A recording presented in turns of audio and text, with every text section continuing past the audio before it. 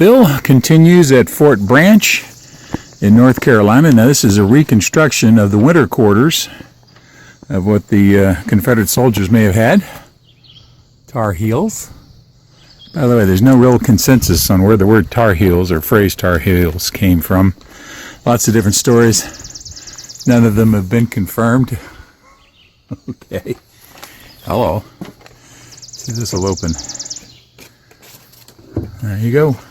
That's what it looks like on the inside.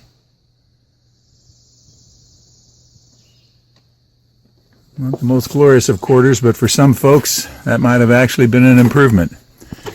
And again, I'll show you the map. Well, actually, I don't think I showed you the map on the movie. This is the map of where it is. The river is the Roanoke River. This is called Rainbow Bend. And there's a map of all, but over here, pause this to try and read things.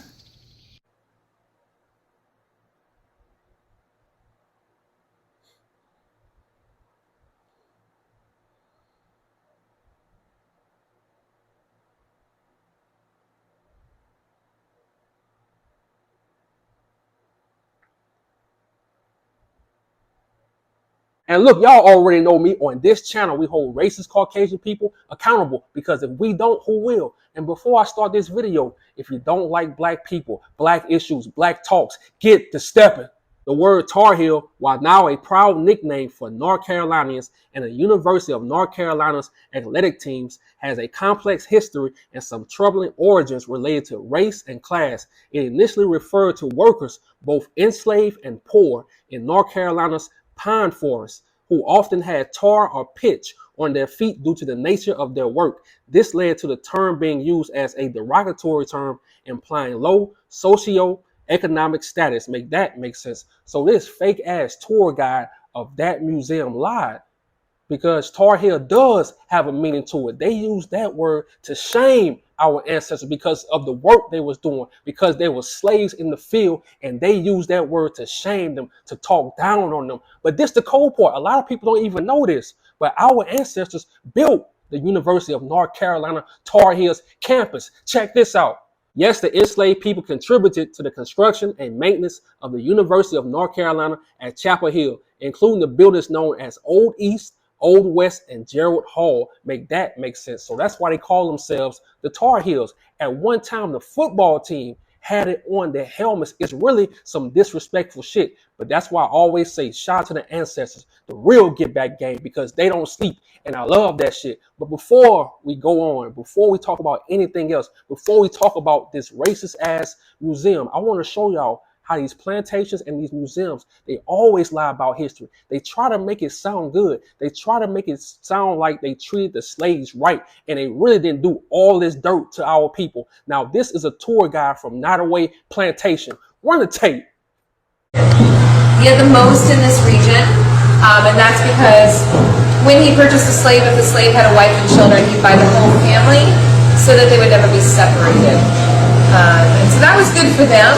And then in the village, he built a cottage for each of those families so they didn't have to share with multiple families and squeeze into one space. So that was good too.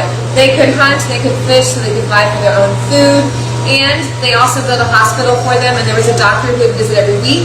And the doctor trained one of the slaves to be a nurse to take care of them. So from the readings that we have, it sounds like the slaves were treated fairly well as a slave can be treated, considering the conditions. When the war ended, the majority of the slaves stayed here. And we actually have descendants of the slaves who still work here today. Pretty amazing. And I have to keep it 100. She lied. She said the slaves were treated fairly. How, Sway? In White Castle, Louisiana, enslaved people faced systematic dehumanization, abuse, and denial of basic freedoms, mirroring the conditions across the state and the deep South. Make that make sense? And I told y'all in one of my videos that ancestors don't forget. It might take 30 years. It might take 50 years. It might take 70 years. But trust me, they don't forget. Before it burned, Nottoway was the largest remaining antebellum mansion in the South. It just devastated me because it's been there so long, you know, and because we've been here 25 years. Many shared that sentiment. Well, I mean, it's a part of history here in White Castle. However, there are also many people I spoke to that are grateful the structure burned to the ground. I talked to one citizen in neighboring Plaquemine who asked to remain anonymous. Most people are rejoicing because it burned down, because of the plantation kept slaves. And a lot of people were like, oh, finally it burned down, free those souls. Naperville Parish wrote on social media saying that while its early history is undeniably tied to a time of great injustice, over the last several decades it evolved into a place of reflection, education, and dialogue. The grounds a big tourist attraction for the parish, and a popular spot to exchange vows, also a controversial topic for people I spoke with. Oh, yes. Oh, yes. That would be a beautiful place to have a wedding. I feel like it's kind of disrespectful, but then again, I mean, it's whatever you do. You gonna do what you gonna do. At the end of the day, you judge by the man up above. I feel like that shouldn't be a thing, though. Yeah, have it somewhere else, like a church or something. Back at the Plantation area, the roads have been blocked off as work continues to secure the site. Plantations-wise, I do not think it should be up, maybe. Maybe or maybe not, because there definitely should be like museums for people to go around, you know, learn their history. There's a lot of damaged souls, hurt souls that's on that yard and that field. Joke. And just like we had Nottoway Plantation completely destroyed, now we have a Confederate building, museum building completely destroyed. And it brought so much joy to my heart because I told y'all it's a shift happening. But I'll prove that at the end of this video. And this Facebook page called Dixie Forever, they was the page that broke the news. Check this out. The post reads, breaking sad news. The museum building at Fort Branch, North Carolina, Confederate earthworks was destroyed by a fallen tree.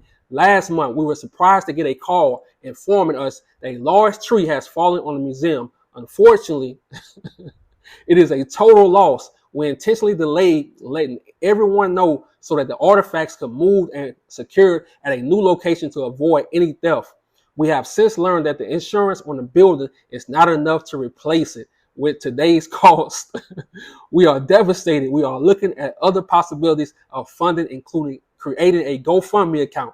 Please consider to help Fort Branch replace our museum and keep it available for future generations. Make that make sense. And how ironic, the same trees they hung our ancestors from was the same trees that crushed that museum, was the same trees that ruined that museum. And people don't think this is a big deal. It's a big deal. This is how these people pay their mortgage. This is how these people go on vacations, because they really live in the past. Like totally, their whole life is based on the past, trying to make themselves look good. And you can't make this shit up. I told you, the game is cold.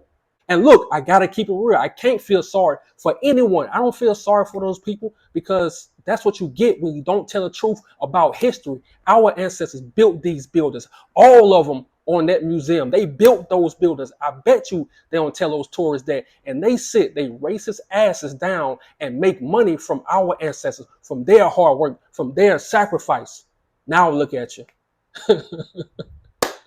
And look, as a truck driver, if you know, you know, in North Carolina, once you get off those main interstates, the main highways, and you hit those back roads, you hit those mountain roads, you have just traveled back into 1862. Tell me I'm lying. And they love to say all black people do is cry about slavery. How? Meanwhile, these people making thousands, sometimes millions of dollars from slavery. So you can't gaslight me. I see the whole play, my boy.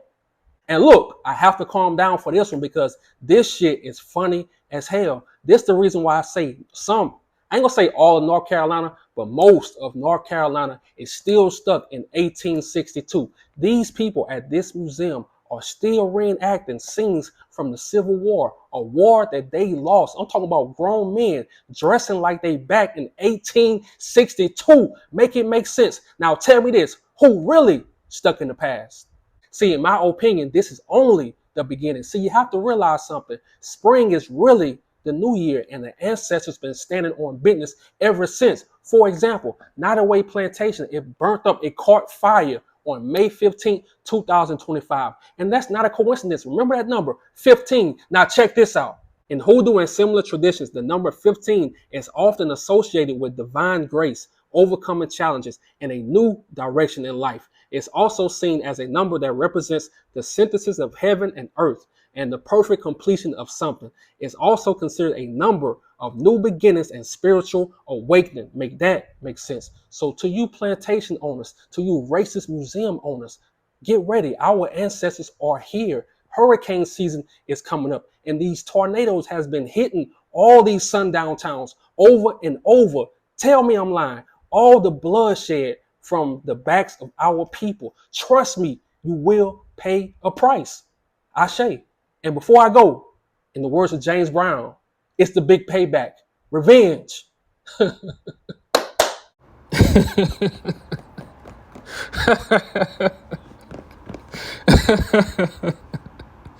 Hey, I tried to tell him.